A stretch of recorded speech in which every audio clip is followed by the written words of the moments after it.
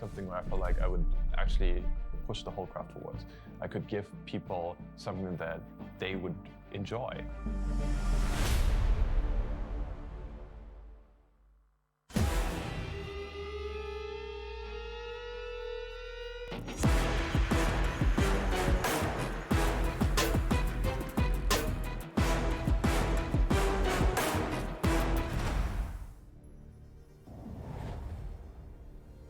It's heating up in the arena. We just saw our first team through to the major, and now it's time to figure out the first team of the day to go home. Who's going to stay in the loser side of the bracket and who is going to be out of the tournament. My name is Rich. I'm going to be your host. I'm joined on the desk for the first time ever. First time I've ever been on a panel with you. Cap.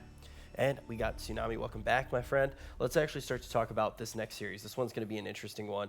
Anvorgesa, definitely a team that's made some waves already. And you know about making waves, so let's actually talk about Anvorgesa. What do you think of this team? Unpredictable. I did not expect them to make it this far. I did not expect them to turn it around on eHome. I thought it was just going to be a rematch and they were going to lose again, but the Burger Cats prevailed. And I couldn't be happier because yet again, we now have the threat of a South American squad making it all the way through. It was the last minor that they made top 4. Here, we may see something even better than top 4.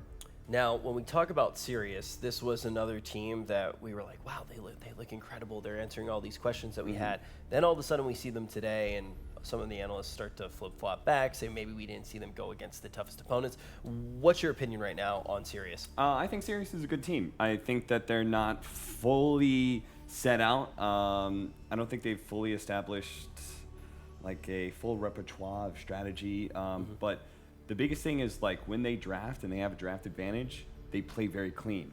Okay, so they play their draft's potential.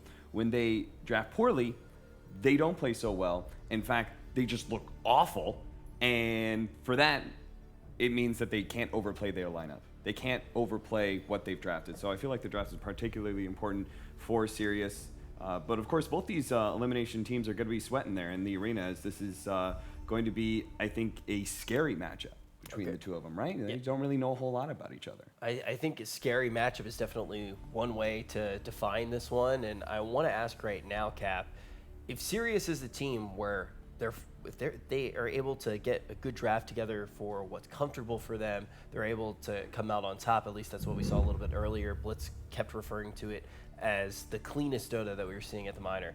Do you think that they will be able to, against Anvorgesa, just stick to comfort and be able to take down this team? Yeah, honestly, it feels like Anvorgesa, they play well, but they only have a couple of looks, and as long as you're prepared for their Chaos Knight, as long as you're prepared for Whisper in general, has been doing a lot for Anvorgesa. I am loath to say that because I've had, some Big Whisper issues fan with over Whisper here. when it comes to public matchmaking, but inside the professional game of Dota 2 as a competitive player, he is top tier.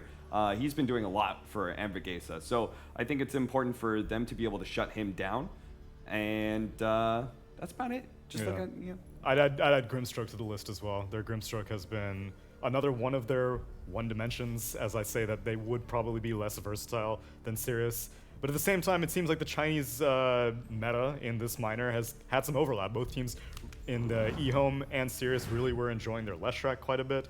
So I think Anvorgesa may have a little bit more data on Sirius than we would expect. And it would be an amazing feat for them to make it to the major and join Alliance over there in the grand finals. I think I really feel strongly about this, that Ninjas of Pajamas showed a really good way of beating the Grimstroke Warlock combo.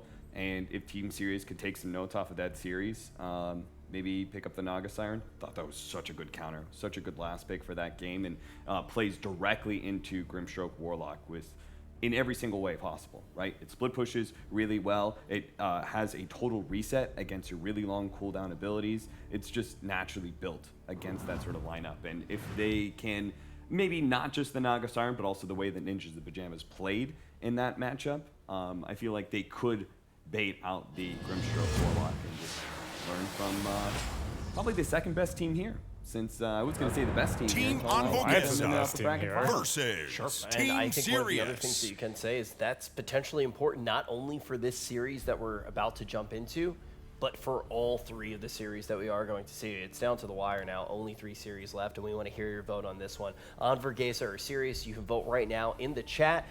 And then we're going to have the panel with full information. Let us know what they think once we do get inside of this draft. Are you insinuating that we need to know what the Twitch chat thinks before we have our full analysis? No. I'm saying that Twitch chat doesn't need the draft, and you guys do. Oh, Twitch chat's damn. already figuring it out. They're already figuring it out. You're a resident Twitch chat ambassador, though. You're supposed to disseminate that information and tell us what to think. I can Twitch tell chat, you if you think Anvorgesa is going to win, please spam GA.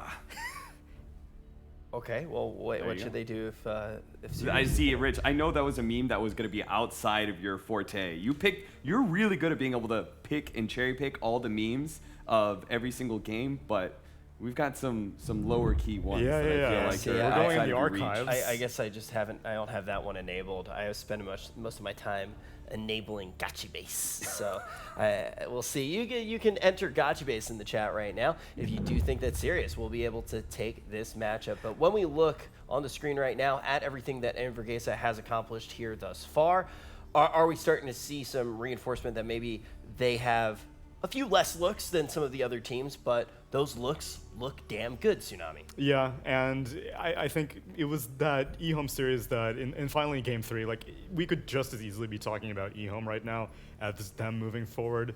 But Anvorgesa were able to stay reliant, these Magnuses that we see, and much as how Cap pointed out, Whisper has been instrumental in bringing Anvorgesa to this point.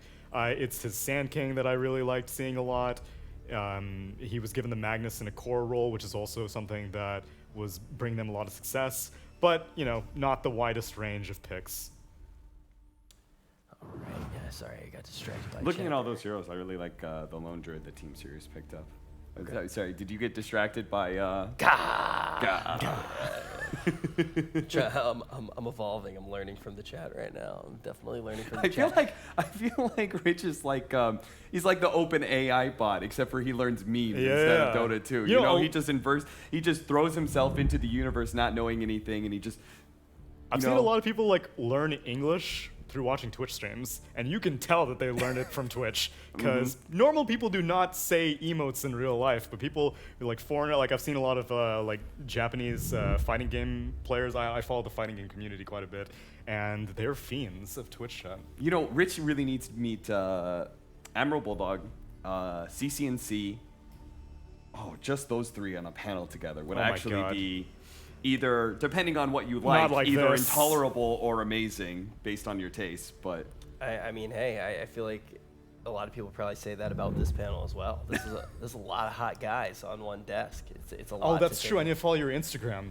Yeah, It was what was it? It was Richard W. Camp. No, Did I that's see actually wrong. Oh, That's actually wrong. It's your just- branding is terrible, man. No, it's just Rich W. Campbell. Oh, Cap, Rich you W. should Campbell. definitely Rich follow it, dude. W. Campbell. Campbell. Message. I'm One thing that we don't here. need to spell out is how good of a team Sirius has really been inside of this tournament. I think a lot of people yesterday were predicting, based off of the matchups that we had seen, that this could be the top team, and hey, they still could do it. It's going to be a little bit of a grueling road, having dropped down now. They're going to have to take this series, then a series off of NIP. Potentially the easier matchup here against Anvorgesa, but if they can make it back to that grand final, they will be going to the major. Cannot stress that enough. 2 teams from this minor will be stamping their tickets to the big show of that major to try to pull down some DPC points. That's a little bit redundant. But with Sirius here, what do we expect to see coming out in the draft, Cap? Well, this is one of the teams that figured out how strong Leshrac is pretty early on. That may be a targeted ban from Anvorgesa. I personally really like the fact that Team Sirius has Lone Druid in their repertoire, and that is something that I think would actually work very well against Anvorgesa because of the way they want to be able to 5-man with so much of their team fight aspect, but also takes advantage of the greediness of Hector, who's often, you know, going these. He's the guy who's going Hand of Midas on Chaos Knight and wants to farm his 3 different core items, but when he's playing Wraith King, he's doing the same thing, right? Hand of Midas into Radiance rather than like some sort of armlet build. Take advantage of the fact that Hector is, I think, a player who there are 2 different kind of players, core players in Dota. There's players that can do a lot with very little, and there's players that can do a lot with a lot of farm. And I feel like Hector is one of those who just does need farm. Whisper, meanwhile, I feel like he's one of those players who could just run around and make stuff happen no matter what. And that's why Team Sirius are going to respect ban away his Magnus, possibly his Sand King as well. Yeah, and these are two of the players that you're going to want to keep your eyes on throughout the entirety of this game. I think the way you heard from Cap is something that you really do want to keep in the back of your mind throughout this first game. And now let's keep on moving forward in the draft. Like you heard from Cap, that respect ban coming out instantly. What do you expect to see early on in this draft, Tsunami? I want to see Sylar have a hero that he doesn't suck on. That would be a great start. Sylar's probably another hero, a person who needs a lot of farm to do things. Yes, exactly. Sylar is except I know Sylar is capable of doing things without a lot of farm, but somehow he always wants to continue getting farm. That's why I preferred eHome's approach to picking like the Nagasirens. I think they had Terrorblade for one game that they were very eager to fight with early on. Whereas Sylar, I don't know, like he hasn't been playing up to his standard much as how Ferrari on eHome was not playing up to his standard. Are they washed up? Who knows? But I think that if you just give him a hero that he's comfortable on and you can give ASD anything. That dude's a beast. I have no questions whatsoever that he will be able to probably beat Chris Luck on mid unless the Chris Luck has a TA. But it's Sylar who's the biggest question mark for me on Sirius. Yeah, I think one of the two things, a thing that actually ties between these two teams is the fact that they both have really strong last pick material. They do. Right? You have Team Sirius who have the Arc Warden, they have the Lone Druid, they have the Broodmother, certain heroes like OD, Bat Rider, like I feel like those are a little bit more mainstay. Meanwhile, Anvorgesa, obviously in their match against eHome, right? They won the very first game with a last pick Meepo. Yep. So that is something that both teams will have to look out for, though I do feel, I just listed the Meepo, and Meepo alone, I feel like Team Sirius does have the advantage when they have second pick. I mean, if they don't ban out CK on Sirius, that's been a consistent first phase ban by eHome in their previous series, and I think Windstrike were also banning out the CK in their match versus Anvorgesa. We saw the way, though, Nip, they said, go ahead, have the CK. We know what to do against it. Go ahead, have the Warlock Grimstroke. But we know what to do against it. Didn't NIP just give a Storm Spirit to Alliance and was like, oh, we know how to deal with it. Earth Spirit to Taiga. We know how to deal with that. May be different teams, Like, sometimes knowing what your opponent does doesn't always work for you if you're not the better team. Also, if you don't have the options, right? You can know what the answer is, but if you can't actually bring it, how much is that going to be? They banned Nagasira in the first three. They were like, damn, that really screwed us up, huh? Team Sirius are like, fine, we'll take the Warlock for ourselves. Well, do you just Grimstroke now? Anvorgesa love them so. Oh, but Grimstroke and Seeker are both in the pool. And TA are in the pool. Whoa! And Sand King are in the pool. Grimstroke, Sand King, I think is a decent opening for I'd be them. down for that. So Nyx and Lash are also banned. 10 seconds remaining. Yeah. Grimstroke, Sven is remaining. another opening. I don't mind Sven right now. It's one of the few like opening core picks. Yeah, but I think K1 enjoys the Wraith King more than the Sven Yeah. whenever he has availability for both. I think he also picked Juggernaut in one Radiant game. team picked. But anything that takes advantage of the Inkswell, and they go for Whisper's Sand King. How's Whisper's Sand King in pubs? What's that like? Do you lose to it often? Is that why you don't like him? I will tell you that it has nothing to do with his play inside the game. Oh, I see. Unless items are somehow falling out of his pockets and end up on the ground. I've seen that happen. It's the weirdest. It's an epidemic. It's like, see, Rich, there's this weird thing. You know how, like, in Dota 2, you put your item and it goes into your, like, stash. It's like it goes into your pocket sort of You have, deal. like, an well, inventory. in the 10 seconds server remaining. United States East, yes. there's this weird phenomenon 5 where seconds items remaining. just, it's like people have holes in their pockets. The gravity. It just falls. It's upside down. It just slips out and it ends up on the ground. And sometimes, the enemy team picks it up, and next thing you know, you've lost the game because somebody's items are on the ground. Or Sand King's hands are so heavy, sometimes he hits the items whenever they're lying on the ground. Yeah, like, that happens too. I've seen Whisper do that a few times. This is a bug, I think. Bat Rider pickup for Team Sirius, which one of the other things I really want Sirius to do is be able to set up a strong aggro tri-lane to be able to attack Hector's farm and have a superior offlane matchup. And I feel like that's one of the best things that Bat Rider often does for you is there are so many 1v1 offlaners that matchups that he 10 wins. seconds So Whisper remaining. just smokes you in pubs all day long. That's the takeaway. That's where you're getting 5 from it. Yeah, seconds remaining. that's Whisper's a really good player. You're very eager on the tri-lane aspect already, without even seeing like an AA that kind of leads into that sort of thing. I'm just talking about overall. Oh, okay. I don't even necessarily know if it's what you want to do for this game. Right now, Anvorgesa have set themselves up for very strong dual lanes. Yeah. With having a kill combo like this. Okay, so strong kill combo on the side of Anvorgesa. Warlock and a Batrider for Team Sirius. Nothing too crazy yet, but it's still early in this draft. You got to ban away some of the better Batrider counters. Lifestealer as a laning hero. I think it's worth considering Oracle as well. Yeah. Team ban. I would be okay with Radiant that. At one point, we team used to ban. see Weaver Ban instead. picked very commonly against a Batrider as a laning combo, or a laning counter. Don't really see it that much these days. I know Nahaz proposed the possibility of a Weaver in the previous panel. The hero's just not that good. Kyle just like yelled at him for He no did. reason. I saw that. It's just mean at that point. Dude, Kyle's grouchy today. Ew, that song is like, well, you know, I mean, they can pick this, I guess. Maybe you can take him somewhere. 10 We'll seconds be able remaining. to calm down a little bit. Have a more. good time. Can't imagine where I would take a guy like 5 that to seconds In remaining. Kiev, get Somewhere to help him unwind. running out of I have ideas. no idea, but especially, man, he's definitely not in a good mood. We'll have to figure something out. But the other people who are going to have to figure something out are Anvorgesa and Team Sirius in this draft. You don't want to be losing here. This is the first and only elimination series of the day. Mentioned some things that might need to consider right now when you're looking at a Batrider on the side of Team Sirius. Are we starting to see any of that come to fruition yet, Cap? Radiant team pick. Who's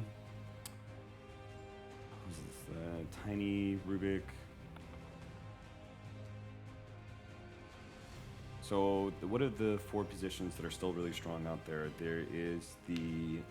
I mean, Earth Spirit's Earth great, Spirit. but Anvorgesa doesn't really play it that much. No, I'm mostly thinking about Team Sirius' 4 position Oh, because okay. I feel like you want a hero that's going to be able to seconds play with Batrider and get kills and make up for the fact that 5 Warlock seconds remaining. can't actually make kills happen. He's Yeah. just like he's a static laning phase hero, and He's a then team on top fight of that, he's winner. a big team fight winner, but he doesn't actually make like small skirmishes work for you.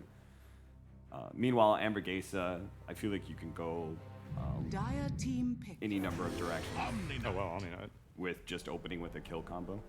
because I was thinking like Lion is a 4 position that Sirius found quite a bit of success with. There wasn't really too many dispels left because the Oracle was banned in the first phase, the Abaddon was banned in the second. My girl Legion Commander though, isn't she gonna be viable at some point? The Yeah. 1 armor buff. The thing Maybe, is that, maybe she just keeps on getting 1 armor for every single patch. She'll come back. dude, it'll happen. Or maybe 5 Ice Frog will seconds institute a patch where the shrine is, you can hit the shrine at 0 minutes again. That'll bring Legion Commander back as well. That brings the jungle Legion Commander back. I don't want that. The thing is with Omni-Knight's Dispel, it's on a much higher cooldown, so it begs the question why they prefer that over. Radiant Well, team yeah, I mean, oh, never mind, the Oracle was banned out, and Sirius will scoop up the Sven. Which is kind of interesting just because they have a bit of an answer from Anvorgesa already with the ultimate from Omni Knight. Right.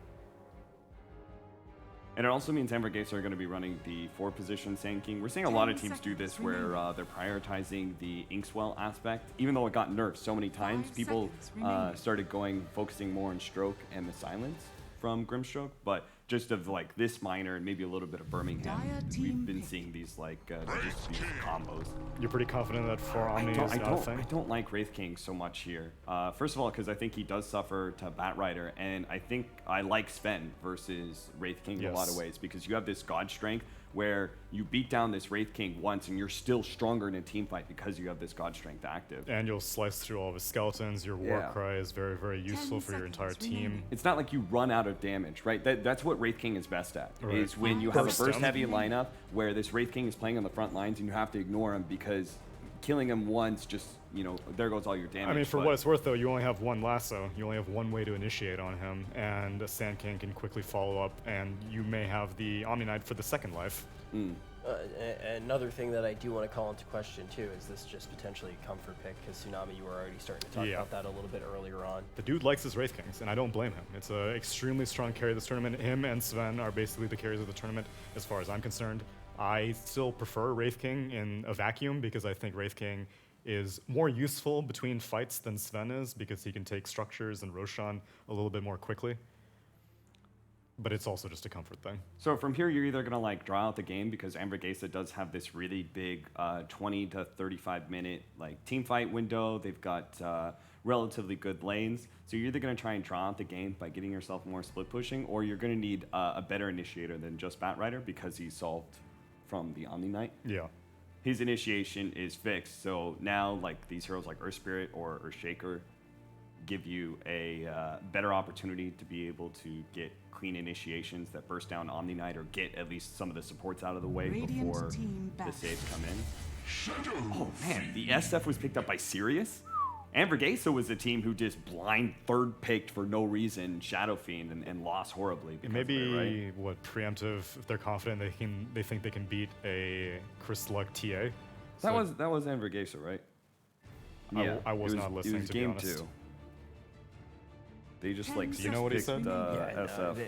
Anvorgesa locked It's in fine. Shadow I'm Fiend. talking to myself. 5 seconds. I'm talking to the remaining. only guy who has above 5,000 MMR at this point. So, Hey, you're also talking to Twitch chat. Combined, their so there's MMR like is 3 people that I'm talking to right now. Hi. their combined MMR and Twitch chat is unlimited. That's not how the numbers work. That's So I don't know what they will appreciate ban it. out. Like how heavily do you want to protect this SF? How concerned are you about ASD losing mid lane, or are you just wanting something that wouldn't You gotta ruin ban. your strategy? I think you have to ban 10 seconds TA, remaining. right? I think they think the ASD can beat a TA. 5 seconds. Like I would agree. remaining. Normally I would ban out the TA, but TA isn't that good against some of the other heroes that they have right. on Sirius. I mean so they can maybe always it's just send the fine. Batrider mid also. Oh yeah, Kunkka dumpsters SF really well too. Yes, I that's a forgot good about ban. that mid hero. We've only seen it once or twice in this tournament. He just kind of fell by the wayside. And they actually banned away the Brewmaster, so they. Have we seen Sirius play a 4-position Brewmaster, haven't or do seen they that think yet. this is a support Batrider? Either way, it's their spirit that we talked about like 3 picks ago. Yeah, which is it's so weird to see our spirit saved so late into drafts these days.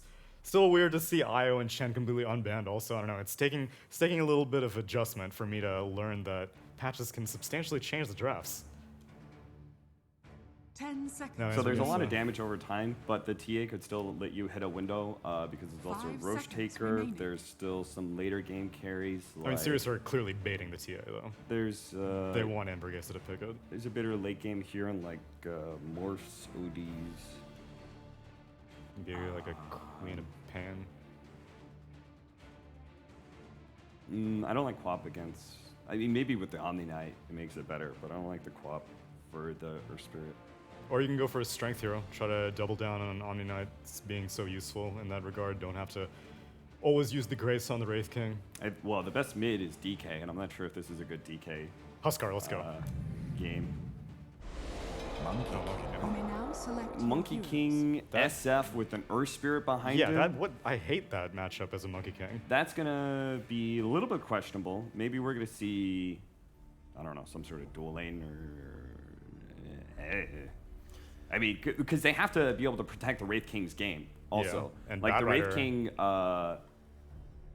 Wraith King versus Batrider. I could see how Sirius abuses the Hector's game somehow. Whether through it's an aggro tri-lane, which I don't think their aggro tri-lane is the best, or just setting up those dual lanes where they have this kill lane. But if they have the kill lane and they only have one support for the Wraith King, then Earth Spirit Batrider is going to be like really oppressive for I him think to deal with. Batrider alone is too oppressive because the Omni Knight, if he's sitting there protecting his Wraith King the entire time, then that means your mid lane has a chance to get abused. I don't think Monkey King can single-handedly win versus a Shadow Fiend who's incredibly skilled with Shadow Fiend. Like if it was just a normal both players same MMR kind of thing, I think ASD is the superior mid laner, and I think he will be able to win this off mechanics. All right, so let's take the teams out of it for a second. Just look at the draft by itself. It's pretty clear. It seems like Sirius is one to you guys. I mean, it's not that heavy. Just because of the fact that you do have this, like you have the counter of the Omni Knight up against the Batrider. You're able to stop a lot of this initiation. And the Omni Knight versus the Sven. And you've got this build-up. You've got a lot of build-up where if you hit your timing still, which Hector really needs to do with his Midas Radiance, then they can just start rolling over the enemy team at about 25, 30 minutes and build that advantage more and more into... The Monkey King's a little weird because it doesn't give them any real big objective taker, so they just got to kill over and over and over again. All right, so you heard how our analysts think that this matchup can potentially play out, but let's just see it. This is going to be an elimination series. Who's going to be going home? That's the most serious I've heard Rich talk all day, and it is the last series. Elimination, Kyle. It's on the line. Who can push forward, and who is the first team out in the playoffs? It still was really great. Anvorgesa, the fact they managed to actually reach this point is great credit to them, but it feels like through this draft, they don't have the same combination that they've had previously, whereas the Magnus, it's the big AoE controllers that just let them get back into this game. In fact, it's like the opposite direction, where the Warlock is now in the hands of Sirius Black. Yep. I mean, Sirius. Yeah, I don't like the synergy they have with the Grimstroke, and in addition, Monkey King into Batrider? Yeah. Into an SF with an Earth Spirit roaming? Like, it just does not feel like Anvorgesa have a lineup that's in control of the win conditions. And you see where Sirius is moving. A 4-man smoke up that can wrap around the back of Whisper as well as Jericho. You know, still... They see him. Yeah. Like, what do you do when you're Jericho and Whisper here? Like, they're going to move up. Look for the initial stun from Sylar, cut the tree, get the extra vision. They're moving on Whisper. He gets a 3-man Burrow Strike and tries to retreat back out again. This is Whisper. He has been one of the biggest players for Anvorgesa. So many times does he just get out of positions or get into positions he needs to be. And he gets out. Yeah, well done. I expected them to just chase after Jericho. He almost certainly goes down. There's no teleports available. Sand King, of course, has that stun available. Unfortunately, they don't get the first blood, but they do secure the 2 runes. Yep. They reveal themselves, at least. So, yeah, they know the laning phase. A very deep Observer Ward planted down by Anvorgesa, so they see very, very deep up. And the Grimstroke's just holding the lane until the SK is able to heal up and TP back. And you can see Firefly looks like he'll be looking to camp the courier mid. That would be a huge thing. It already felt like a bad lane for a Monkey King, right? Oh, yeah. So if you can get rid of the courier too. Yep, Salve's on the way. This is very grim for Chris Luck. If he doesn't use... Oh, wait. No, never mind. Teleported away. Yeah, TP'd out. The courier's on the way now, but obviously not enough patience. And we'll see how this game progresses, but I just got to favor the dire side of Sirius in both mid and top lanes. And that scares me, because I feel like Anvorgesa's got to just run this game over. They're missing that natural way to push towers. Sirius, not the greatest methods either, but their team fight's just so much stronger once we hit the mid game. Yeah. Like, it's a lot of survivability, it's silences, it's stuns, it's the whole shebang, and it's damage amplification on multiple fronts, not just like through like the Firefly for in July directly, but the Fatal Bonds. And look bottom as well. I mean, obviously, because of that Heavenly Grace, it is a strong dispel, so you will be able to remove the Batrider Napalm, but it's just not a great matchup for Wraith King, and it means that Stinger effectively has to stay bottom if he wants his Wraith King to be able to lane. When it actually comes to the team fight, like at that point, do you say like, well, you're looking to also dispel off what Warlock throws out, so you're happy to let the Wraith King die? Like K1's played this hero a lot. In fact, a lot of teams have played this hero a lot, and doesn't care about the initial pop. So, how does Sirius actually have the sustained damage once they get through the Wraith King? I know I'm talking a lot like later into the game right now, but I'm trying to work out how these big team fights come down for Sirius.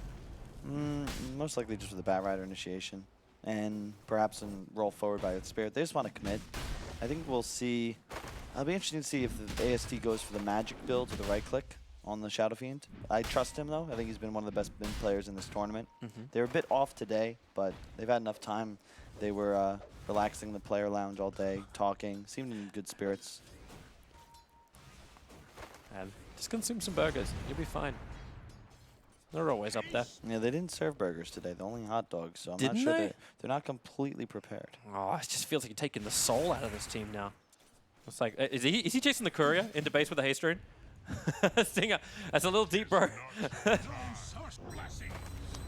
an interesting play. Yeah, I don't think he also wants to take this creep wave. It's going to change the balance like with the Monkey King. And he's delayed it up a little bit. There's some creep pulling on bottom lane as well. Just trying to have In July doing In July things. Also nice to have actually, one, cast a taunt with In July in it, but two, have him on Batrider. This is one of his signatures. Indeed it is. And I like what he's doing, you know, just pulling the lane. He recognizing, this Omni Knight's annoying. He's dispelling my napalm. I don't want to do this anymore. He'll just free farm behind tower instead. And there's no real catch support for Anvorgesa, so rotating would have to be done by Whisper, and he's obviously going to look to stay top, continue accelerating against the Sven. Actually, he has even looking to gank up a mid lane, but he can't get on top of Chris Luck, not while the Omni Knight's sitting behind. And Stinger's doing a really great job of getting information. Like, they always seem to know where Sirius is moving across the map. So the dual stays exactly that up on the top lane. But Wraith King gets solo experience on the bottom. That's true. Pushing him up faster. And we've seen Wraith Kings that can force down lanes fast. We've seen 8-minute Midases normally out from them as well. But it's that pushing power you get from a Wraith King against the tier 1 tower that Batrider will have to do something about, while Whisper getting aggressive. They've got the Inkswell. The stun will connect over on Destiny. As the Dire have killed off in July. I don't think that was what he really intended. Another quick slow with the stroke, but Whisper needs to finish the job on Destiny. Have Jericho and Whisper gotten up? The first blood spilled by Sylar. He'll actually get the money for it. It still ends up being a 1-1 trade-off, but having that extra cash get into the hands of Sylar, this is a man that knows what to do with money. For sure. I want to bring up the mid lane where Shadow Fiend is a bit behind, and Monkey King maintaining lane control on his hill. So even though the Earth Spirit of Firefly has been off map and free because the Batrider's been back laning, still doing a great job of maintaining his lane presence. And he just consumed the Observer Ward too. And to your point, K1 is huge, Toby. He is already at 37 CS. He's farming hard camp and creep wave.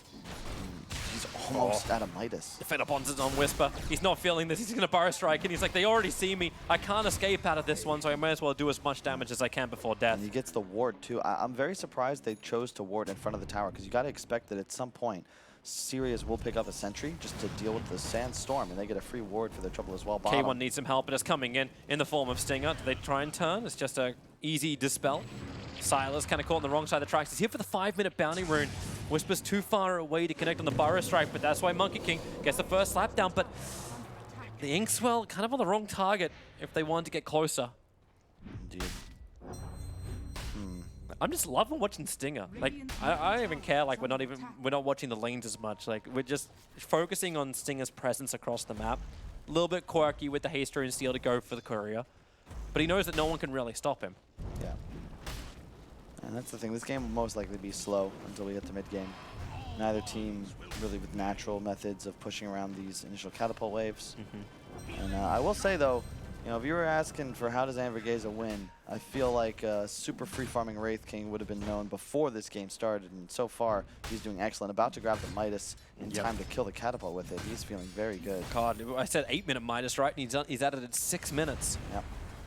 Well, they didn't even try and hide it. The courier flew over the top of the Batrider on the way over, and Stinger is just never giving this up. He's got himself an illusion rune in July. We'll try and keep fighting. There's a catapult for some reason also here within July, and he's losing life quickly, but Stinger's inside the Firefly. He needs to get back out there, so in July wins it with 72 HP left. Yeah, well done. That is a core for a support, though, or rather a support fighting a core. And delaying his farm timing. And I gotta say, it's looking okay for Anvorgesa, though. Yeah. Wraith King is the hardest carry in this game. SF specifically is a real rough time playing against it later on. Fatal Bonds once again. A quick silence on Firefly, so we can't just rolling boulder forward. But does show the power if Sirius bring a tri lane in, and they are pushing the tier 1 tower. But you notice Anvorgesa's position. Hard to spell over on Whisper. Goes for the Burrow Strike, stunning over on Sylar. They've already fortified up Sirius, so their creep wave stays alive underneath this tower, adding that pressure. But because they're adding this pressure, like, it's actually K1's minions doing the work in mid, on bottom. Indeed. He's still accelerating, though. Getting the hard camp. You can't really farm more than K1 has thus far in the game. Already at 70 CS in 7 minutes. Sylar keeping up. He'll have his Midas himself in about 500, 600 gold. That's still a little bit more delayed than he'd like it. Yeah. The thing about Monkey King that's cool as a last pick, though, is that, you know, SF always does want to rotate to the jungle, but who on Sirius can take that mid lane, right? Monkey King and Earth Spirit not able to contest, and you can see Monkey King just constantly shoving into tower. Yep. Going to leap around. He's even bouncing around because he's got the extra help. You've got the Omni Knight right behind him while up on top. It looks like Warlock again, having a little bit more harassment against the SK. And Sylar wants to combo. He knows Whisper is low. There's only so many times they can commit a sentry ward, and Whisper's playing right on the edge of it. And she gets most of that camp. And the big creep, but yeah, Sylar's here. He's got his ultimate ready. Gotta be careful. TP into bottom lane. They're trying to chase the Bat Rider away. Chris Luck not going to be successful, though. It's a tough game for Monkey King to get aggressive. Bat and Sven both elusive. 8 minutes is when he takes the tower. My God, K1's at 5,000. He's at 4,000 net worth in front of the Sven. I gotta say, I don't like how Sirius is game plan thus far. If there's a hero-player combination you don't want to ignore, it would be K1. Yeah, the win rate, this player just for 75%, a higher win rate than the standard. I mean, it's over 4 games. So And look, he's 3-1. Yeah, it's a high. It's a low sample pool. Oh, Whisper, a little bit too short. They really wanted to hit that one as well, considering Wraith King is TP towards the top lane. They want to add the pressure. This is great. This is exactly how you want to play Dota here. He's got 5 charges of the 6 Mortal Strikes up, and you have a Veil on your Sand King. This is perfect. You want to bring your strongest hero and play around him. You know where to push down bottom, so just get aggressive, shut down Syla. They have ASD in the back lines. Now, Monkey King is like, he's got to be flagging the fact that no one's in mid. Yeah. No one's trying to defend the tier 1 tower. And Fatal Bond's used a little early from Warlock. He doesn't have 6 yet, because it's before the 10-minute mark, before the tomes are available. So they get the initial silence over on Sven. He's already triggered his God Strength, so tries to defend. With the Fatal Bonds, they clean up the minions very quickly. But this is still like a lot of commitment up for top lane really from Sirius. Look down bottom, right? Stinger and Firefly both recovering, but I gotta think that Bat Rider's TPing in. They're looking for a rebuttal. Stinger, he's already put up the shields, but the shield won't stop in July if he wants to go for the lasso, and that's exactly what he'll do. Gets the kill, but up on top lane. The slowdown from Warlock, he put down the upheaval, but Hellfire Blast off cooldown in 1 second time, so the stun, the jump, the backline, Chris Luck, he's going for Syla, he's building up his stacks, actually gets it with the last hit too, so they can turn their attention over towards Destiny, and K1, he's just hanging with him. Body blocks him up, does not want him getting into the tree line, but it may not matter, Monkey King is the king of trees. Jumping down, actually looking for the kill secure, but K1 will claim it. Yeah, so far, Anvorgesa is just playing great, I'll be honest. I like the decision from Stinger, actually, to, 1, be bottom, because you just want to soak up XP as Omni Knight. It's so important that you get your levels up, especially because of that level 10 90 GPM talent. Support Omni loves getting that early, and he forces Injuly to lasso him by just channeling TP in his face. I think it's a worthy trade. It looks like it'll be the Magic Sumail style build on AST, going for the Yules first. Already has the recipe. But I gotta say, I'm just shocked, honestly, Toby. I cannot believe they have let Wraith King have a free game. You know, You cannot have a freer game. It's kind of funny, like Anvorgesa always seem to be like fighting from behind. Like they need the big Warlock ulti, they need the big RP to make it work, but now they're in the driver's seat. They're the ones that are pushing down tier 1 towers. They're rotating with the momentum. 6.7k net worth now on the Wraith King. That radiant's going to arrive even sooner. And a Yule Scepter from an SF doesn't really feel like that's going to be enough to battle against this. That's the problem I have with the item choice, is that who's it useful for, right? You can't cleanse Heavenly Grace, and if I'm not mistaken, because it's giving, or dispel Heavenly Grace rather, so your Yules will actually last less time, so it's super difficult to get that frame perfect timing if that comes off first. And if you do it onto the Wraith King, now what? He's going to respawn with the Radiance and stun you. And he won't even have that damage reduction when he comes back up. So it's that question I was asking, like, what happens when Sirius blow their entire combination? Like, you've dropped the rock, you've got your kill, but who do you actually get from this? Because if Wraith King does just reincarnate, if Omni Knight cleanses the Monkey King or puts the shield on him, then your 2 frontliners will still stand and fight. And that's the way Anvorgesa have played so much throughout this minor, where it's like, we're going to push these guys forward and everyone else is enabling them, and we just know the SK is just going to do his thing, because damn, that guy's good. I really want to bring up like the heat map right now on this AST Shadow Fiend, because I guarantee you he's like yet to cross the river. And neither Sylar hasn't been aggressive either, so you know, they're just not applying any pressure, and you've got to assume Sirius are the favorites coming into this, right? But when you just sort of sit on your heels, give away comfort heroes to the enemy team, and let them free farm on both cores, I'm concerned. It feels like they, I don't want to say they're like playing not to lose rather than to win, but that's the drift I'm feeling right now. And if this game continues currently, you're going to have a Radiance, what, 15, 16 minutes in with an Omni Knight that's just going to consistently put a Heavenly Grace on the Wraith King as he walks forwards. Lasso, Sven stuns, Yules, all these spells are going to last for half duration. And I don't know, man. I think K1 just might slay everybody. Oh, they're coming to fight Sirius. So they're looking for the advantage in the game. They're rotating towards the mid lane. And Chris, Stinger, they're already there. Reveal is up. They grab the King on the Monkey King. It's a good Fatal Bonds as well as Rock down. And this is where Sirius pits their power. They're going to find these kills. Monkey and Omni already down. Jericho will join him. The other cores that did not TP in for this, they just let it go. The Rock's been dropped. They don't want to fight. Really good smoke and necessary for Sirius. They had the Golem, they had the Lasso, they wanted to get it done. They kind of predicted this move on Anvorgesa. Whisper? He's going to Burrow Strike forward. Wraith King's TPing it as well. Firefly's going to roll himself away to safety.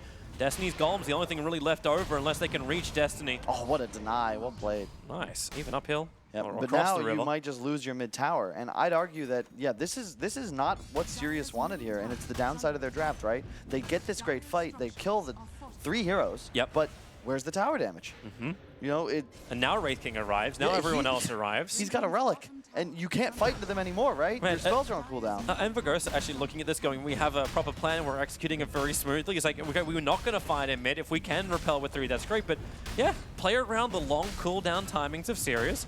You'll take this tier 1 tower. That's all tier 1 towers dropped by 14 minutes.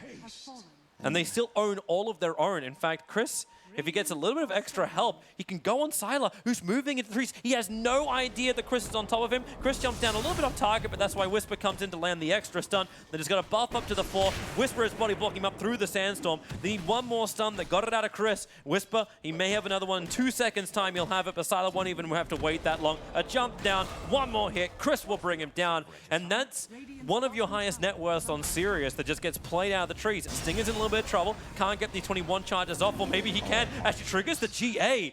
And he's still running forward. He wants to fight because he's here with Jericho, trying to close the distance up, gets the purification. There's a lot of damage, and Whisper gets the double stun. These guys, I'm loving this team more and more with every fight, with every game they play. It just, I don't want to take anything away from them, Toby, but I just don't really get the plan from Sirius. They're making a move here without the Shadow Fiend, who's going for this Yules into BKB build, but I don't know if that BKB changes the status quo of this game. Like, you still can't do anything to the Wraith King, and yeah, you're all inning for Stinger, who just pops the GA. You can see him cleanse off both the Fatal Bonds and the Warlock W, and then boom, double Sand King stun thanks to the Grimstroke. Yep. And again, look at where Sirius is on the map. Like, they're all in their own jungle. Yeah, what's that basketball like saying? Defense. Defense. I don't know if that's the way to play this kind of game. You got a Radiance up, and I feel like K1 is just going to start marching down lanes now.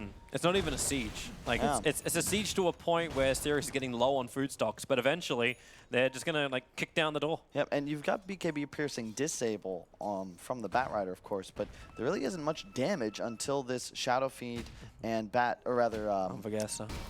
They're so close to Sylar again. Does he really die 2 times? Observer Ward gets planted. They see him. But they need a slow. It says the rotation around the side. In fact, Firefly is there. They do not see the Warlock at all. And he's back into the base, but what happens? You just give up your tier 2 towers? You have tower push. That's the huge advantage that Anvorgesa are capitalizing on. And don't tell me Sirius is going to try and take this fight. They need a perfect initiation. They do have the BKB. It's coming on the courier, though. Yeah. So it's not there yet. Nesef is doing the long walk back up through mid lane. They've already got a nice deep observer ward. So if Sirius want to come out, yeah, they'll have to do it under the cover of smoke. But who do they initiate on? K1, who has a 16-minute radiance. He's done. He's already got what they came for. They took a tier 2 tower. Batrider's flying up. He's got a Blink Dagger to reveal. They got to get out of here. Both cores are already TP'd out. Looks like, yeah. Blink Lasso. Stinger. It's Stinger. He really has been the sacrifice. But he'll have Link Grace. He'll make him work for it. And even a Yule Scepter, a little bit of mistiming. That was ASD's Yule Scepter, but Firefly's like, oh, kick him down. So the tier 1 tower was lost in mid. So at least Sirius have claimed the tier 1 towers in mid as well as bottom. Oh, okay. Chris is now playing the race with people with extremely weak bladder 17 minutes into the game. I don't think there's bathroom breaks allowed in the rules, Toby. Is there not? No, I don't know. Oh, I know we need some gentleman rules. What do you think? Like, what if a TO was just like, nah, you can't? Like, well, you must play. You know, like, what would you do if you were a player? Wasn't that the didn't we have an incident like that at TI, where someone really needed to go and they were like, Well, you don't can't show 'em on cam. You can see, like, bouncing up and down. That's fine. That's the other team. Like that's okay. Like it's cool. Yeah, like you do that little twitch, right? Like start bouncing the leg. You're squirming in your chair. I've heard from multiple players though that say you always play better if you have to pee a little bit. Well, it's what was it? I remember Waga once told me, it's just like, because he would do these 24-hour streams, and he's like, the best way to stay awake is not through an energy drink. The best way to stay up is drinking lots of water and always being on the edge of needing to pee, because it always keeps your brain fired up and on like yeah. So that's how he would do his 24-hour streams. He'd do it on water alone. It's a different kind of edging than the one I've heard about, but to each their own. Good to know that there's always things to learn about players within the Dota 2 community. Yeah. You can see. You can learn all of these tips at Marcus Bootcamp. Free advertising. I will say though, I don't like that we have a bathroom break. I don't think people should use it to draw on the map and create strategies. Makes this more of a puppy pause, although at least it is the way to kill 2 birds one stone. Let's not go down that road again. But hey, it was a quick one. We're back in. He must have ran. Thing is, it's right next to the stage. Yeah. K1 is the one we got to watch here. The rest of Anvorgesa have got to mirror his movements, but Sirius, they still have this sick teamfight composition. He's gonna get a halberd so early on, like. Like, Sven as well as SF will not be able to deal with this. Like, they can't direct attack anymore. And even if they do, if their BKBs wear off, like, the disarm is going to be really problematic. So the push is coming on the tier 2. Sirius, they have a choice. Do they want to wait this one up? I like the observer ward positioning, just slightly around the side, so we'll see if Sirius try and wrap around them. Yeah, they have great positioning. Monkey King and is ASD walks right underneath it. They see him coming right underneath it. So K1's the bait, well off target. They know ASD's coming through the rear. Initiation goes on a Firefly. Monkey King's going to jump in. They're still looking for the Warlock, and they found him all the way into the back lines. So Jericho will die for the cause. He fatally bonded everyone else together. I say, well, hey, that's a nice little jump up. Jumps forward with a kick, but now with the Magnetize, it's problematic. Wraith King still hasn't died just yet. You'll have the reincarnation, but ASD with a big wind-up. And Sirius show they've got some bite left in them. Whisperer is in the neighborhood, perhaps the epicenter. He's going to blink Burrow Strike in. He's able to catch out them too. The Rock will drop in return. Fatally bond them up. No, there's not any need for that. Just with the stuns, Whisper begins his own TP, but the Yule Scepter will cancel that one out. ASD able to get back-to-back kills. In July will claim Whisper. And Sirius, they hold the line on the tier 2 tower, even though they obviously, like, Warlock was nowhere near that at the start of the fight. Yeah, but that was unfortunate for Anvorgesa because they couldn't protect their supports. Both Grimstroke and Sandking had to move forwards because the Wraith King and Monkey King dove so deep. But the problem is they didn't get their huge spells off. Monkey King got stunned out of the tree by the Earth Spirit, got no ultimate. In addition, the Omni Knight was the one that got Yule's comboed by the SF BKB. And you got to get the spells off. If you can just get the GA, you can get the Heavenly Grace. I honestly think even on yourself, but it's such a tough game for Stinger. You can see that all game he has been the focal point of Sirius. They're going again on him on bottom lane. It's like, add some pressure and keep Stinger like from being that over-aggressive. Like, he's standing inside a Firefly. Farming creeps. Like, there's a lot of confidence, but that can be punished. And then this has become a problem now for Anvorgesa because they lost the lead that they had. Their tempo has disappeared. Yeah. And you look at the Monkey King net worth, and you realize that, wait, this is a very difficult game for him, even if he does finish the BKB, because the SF and the Sven are going to scale better, because the Bat is this BKB piercing lockdown. It feels like now all of a sudden the pressure is on this Radiant team to make moves. There are no ultimates available as far as the Warlock Golem. Everything else is active, of course. Yeah.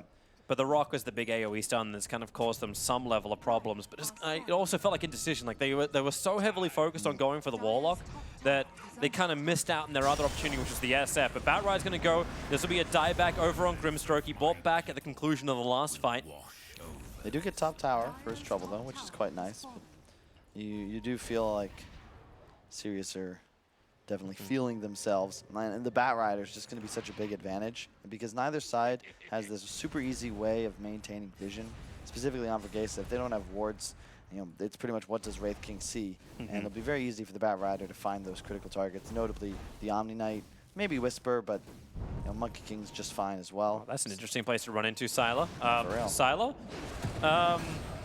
Sylar? He's gonna BKB and just walk it off like a bad stitch. All right. Yeah, he doesn't have wards. He just went there. BKB's down. They'll look to fight up on top. 16 seconds until you got Rock available. Wraith King just trying to push back the Shadow Fiend, rolling boulder forward. Firefly looking for the initiation. You got Stinger in the neighborhood. He's going to get his abilities off this time around, and they're underneath the tower. ASD wants to keep fighting. He's winding up for the ulti. They can't move away. The people held him there, but then again, you got the GA. They have the life. Firefly still in the side. Whisper's epicenter does not connect on anything. They still jump forward. They get the double stuns thanks to the soul bind that is currently out. Warlock as well as Sylar. Wouldn't it be great if he had a BKB right now? He'll end up going down, both of them down for about a minute, and Firefly will hang in the trees, but this is exactly what Anvorgesa wanted. They want to go in for Roshan now, and there's no buybacks up, and no way to contest. How do you make that play if you're serious once Sven's BKB is down? Like that's why, and you can see the power of Stinger, right? If you get that Grace off onto the Wraith King, all of a sudden he's not a target. Then the GA as well to cover. He has 2,500 HP, a plate mail, and a halberd. Like you're not killing him, especially since ASD went for this magic build. He's all about the combo. His damage output disappears, and Sirius now they need short fights. They want to drop their full load of spells, kill somebody in a lasso, and the Sven BKB. Long fights, Anvorgesa, you're just going to follow K1, he's going to lead you to victory.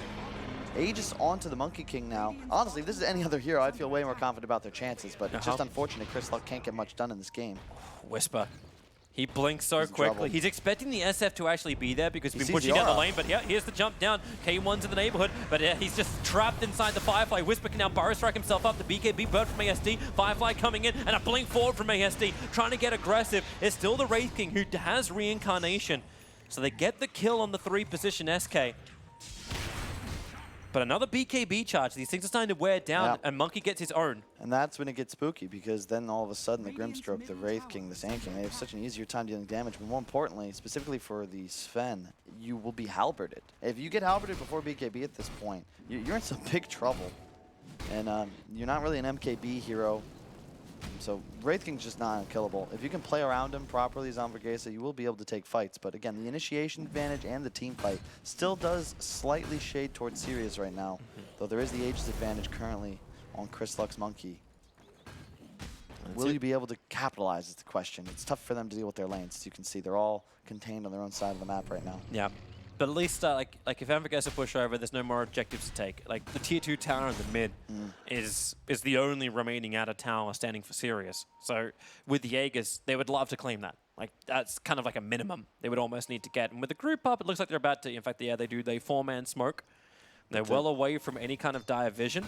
Problem is their lanes aren't pushed, Toby. So. And look at the scan, it's going to ping. It just pinged red, so they know. Sirius know, they ping, and they're backing up themselves back behind the tier 2 tower. And they will get wards off, but we can expect those to be scouted out later, since the Sirius stack does know that they're in the vicinity. Well, that's a nice double damage rune. Another one for SF, or they're going to give it to Sylar.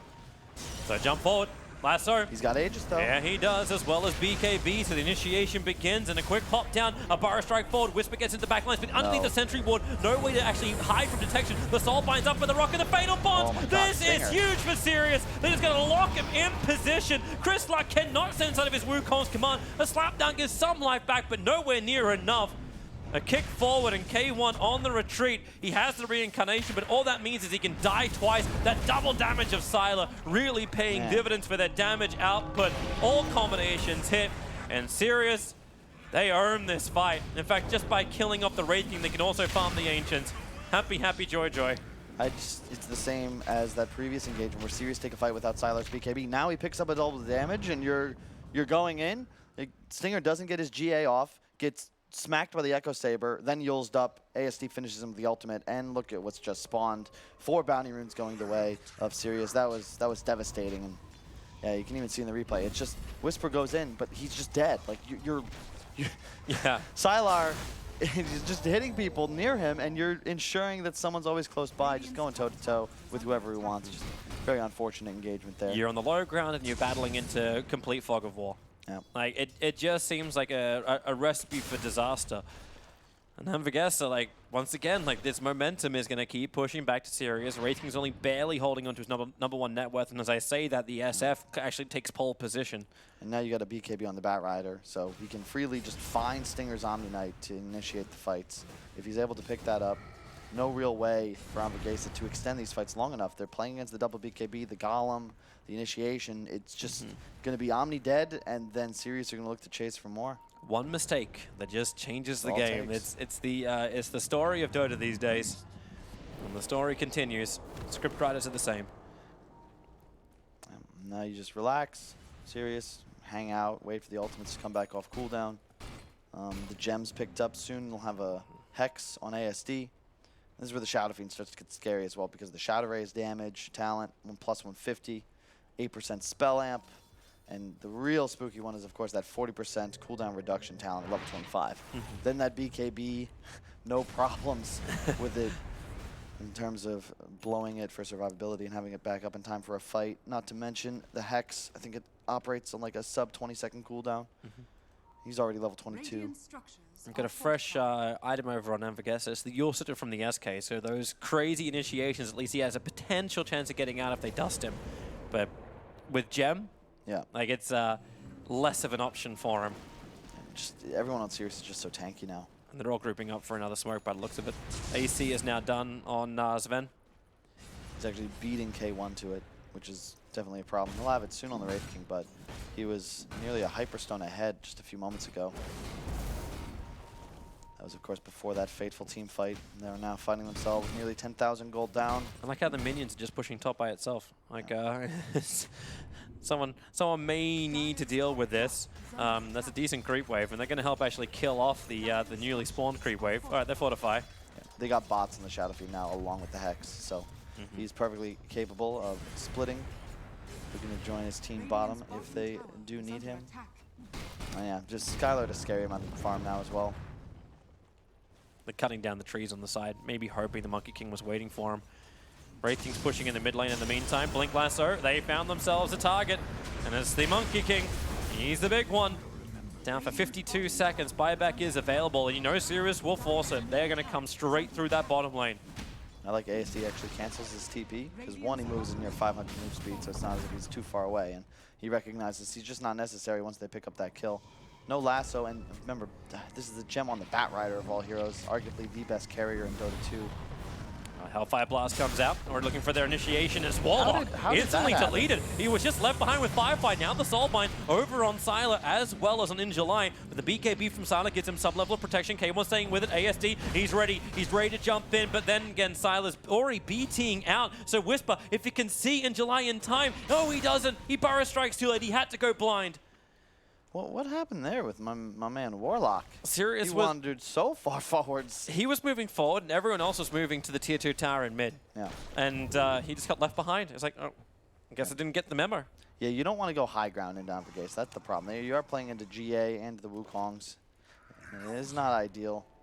I just feel bad for Chris Luck. This last pick, Monkey King, I gotta repeat, it's just, it's not a game for the hero. And I was high on Anvorgesa as I watched this play out, but, you know, hey, if the timing worked, like if they didn't have that horrendous fight up on top, if they went directly for the timing SF, was working though, but Monkey King hasn't really been able to contribute to this game. There are a variety of different heroes, even just a simple like Lina pick, you know, anything that just doesn't feel bad playing against Bat, Earth Spirit, and Warlock. There's so many tree cutters. The lane worked well. It was actually like 10, 15 minutes in when he had problems. There's a huge smoke up from Sirius. They're looking for their target. Whisper is it. The Hex is already up. ASE will come in. They're trying to clip him. The backline, the GA does actually arrive. So now it's Anvorgesa trying to turn this around. The rock will fall. The damage is split up. K1 is still being focused early on inside the Wukong's command. ASE has to run back out. The only thing to be lost so far is the reincarnation. Stinger's trying to help out, but the damage output, they actually have enough control. K1, another stun. Now here comes Stinger, but he just Burrow Strikes forward over towards Sylar, but Sylar turns around and just kills him in return. And the Soulbind is still holding Stinger and Jericho together. 1, 2, down they drop. 1 left to go. And they got him. Jericho yules up into the air. He'll die on his fall. Triple kill, all 5 down, all without buyback. A push through the tier 2 to tier 3 towers. They may be able to even take more than this, Sirius. Oh yeah, fighting into a choke point against Warlocks. Yeah. Unknown high grounds against Bat Rider. You got to do something, because if you look around the map, you know, there's no wards up for Anvorgesa. It's because they're playing against the gem, but it's just not a fight you're going to win. Also, love that Sylar went for the Stormhammer dispels enemy talent at 15. Usually people go move speed, but he can get rid of both the Ink Swell and the Jingu stags on Monkey King, which he's done a couple times so far in this game. It's a really cool tweak. A lot of people prefer just having the MS, but I think it's definitely valuable here. Sirius are happy enough with the mid-racks, already off to the side lanes, continue the farm. It's going to be cool, calm, and collected now. We saw eHome do this, even though they are out of the tournament, taking and we look back to thrown down with 4 heroes still alive. We look back to Roshan, right? Like he's the spawn timer that Sirius will be wanting. And it looks like the timer is counting down pretty fast. It'll be up soon, 2 seconds. Yep. MKB, oh no. It's not dateless. It's an MKB.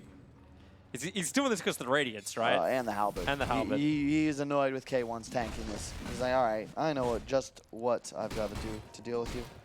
Roshan's already walking out of the pit. July's worried about this. Yeah. But look, I found an Observer and a Sentry. Yeah.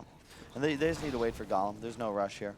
They, again, because of the gem advantage, you can safely assume that Anvorgesa are never going to have that ability to get a vision advantage. Monkey King's scared of leaping through the trees because there's so many methods of clearing them and thus stunning him for the full 4 seconds. They're coming forward. The fight they want to have, there's a quick D-Ward, but K1's already backed up. Sylar, Warcry, and they really just want to have a jump initiation. Anyone that will present themselves. Omni Knight was the only one who was really close enough for a potential jump. Radiant's top shrine is under attack. At level 25 on the Shadow Fiend as well. Cooldown reduction talent. As you can see, the raises. Oh no, Octarine's going to be completed as well. Hex now a 9.9 second cooldown. Raises 4.5, BKB 30. Sure. Decent. 10-second cooldown on Hex. That is insane. It's a nice hero when you're able to have like the transition into this late game. Oh yeah. What was that? A pick rate 100%. No one gets it. But that's for this patch only. Maybe at some point in the future. It's not a bad talent. It's kind of a bad talent. I like how you try and see both sides, Kyle. I always do. That way I'm never truly wrong. Just a little less right.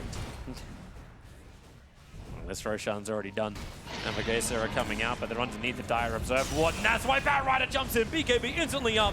They just want this quick pick-off, and it's the controller, it's the stunner. Wukong's command in the backline is going to be pretty nice with the double stun, but that's why Rock tries to reset it. GA comes up to a lot of physical damage from Sirius doing any kind of work. Firefly is able to just rolling boulder himself away from this while Grimstroke will die. They find Sylar in the backlines, but he BKBs under the Sentry Ward. Whisper is not protected. He'll Burrow Strike to the other side of the tree lines, but SF is taking care of the remnants of this, and this will be really, it's going to be all over. You can buy back all you want to, but SF is way too strong. K1 wants to fight. He's actually got Reincarnation and Whisper. Wait, never count him out. He gets the Burrow Strike. Firefly again, able to rolling boulder on almost no life. These raises continue, but the Yule Scepter send the SF up into the air, bring him back down again. So now he can go after K1 once over again.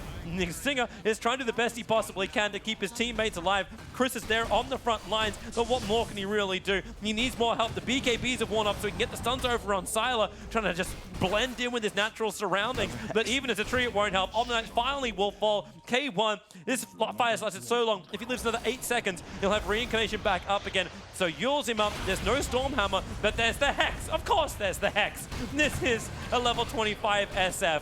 A quick silence over on Sylar. That won't do enough. Chrislock jumps in, but he'll die as quickly as he initiated in. And GG is called. Sirius in 34-34, get it. The style, it ends with a triple kill of Sylar. Dude, he used 2 ultimates and like 7 sheep sticks in that fight. It's just not possible to play into the Shadow Fiend once he reaches this level of farm. And you can see all business. Sirius has came to play, and they have a lot to play for. I'll be honest. If they make it out of this tournament, I could easily see them, especially if they were able to take down NIP, finishing top 6 at this upcoming major. It really is anybody's tournament. And Anvorgesa, you played great, but the Monkey King pick, man, that last pick, they've had so many cool ones in this tournament. The Meatbow to beat eHome to start off the event. Yeah. What's the Monkey doing, man? It's a good question, and it's not an Anvorgesa lineup. Like, they had the momentum, they had the push, but we've seen this team before have a couple of hiccups. And that's normally where they have the big recovery AoE. And that's why I flagged at the start of this game. It's just like, that just doesn't exist in this game. They need to find something like that back again. Maybe find a different path through the drafting phase. And maybe they also just thought, because like Warlock was first picked, it was kind of like almost like block picked against them. They got their ideal 15 minutes, you know, and there really wasn't much Sirius could do to address the Wraith King, to take those early towers. But it's just that Monkey King, you know, in one bad fight, just felt worthless for the rest of the entire game. And that's the only problem I have with it. I think that they're everything else was fine. Yeah, and it's just, you know, there's a reason people ban Bad when they pick Monkey, you're taking it into it. Not to mention Sven, the ASD 12-0-13. Not Yep. It hurts me to watch, Topes. Hurts you to watch. But don't worry, we've got another game, so the hurt is not over yet. Or actually, maybe it hopefully will be, and we have ourselves a really close game too. Anvorgesa, have you got it in you to force a third and play for another round of elimination?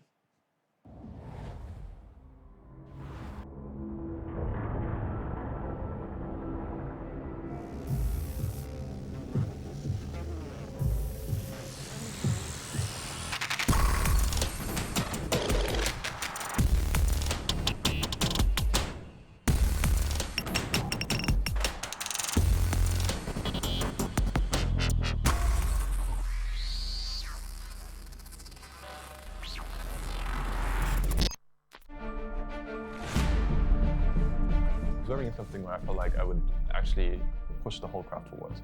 I could give people something that they would enjoy.